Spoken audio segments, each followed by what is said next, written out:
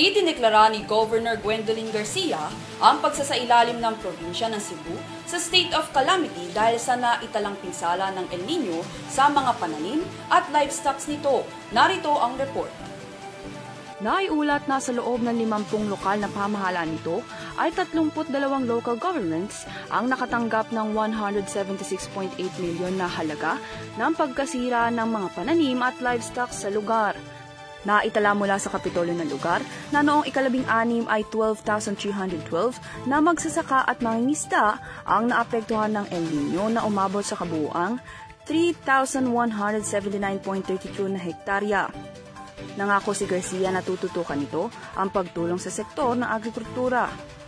Gayunpaman nilinaw niya na ang deklarasyon ay hindi naglalayong magbigay ng dole-out sa mga residente ngunit isang paalala na ang pinsala ay hindi normal.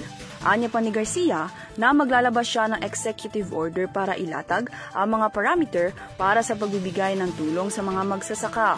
Samantala, nakatakdang magpasa ng resolusyon ng Provincial Board sa May 20 na sumusuporta sa deklarasyon ng gobernador.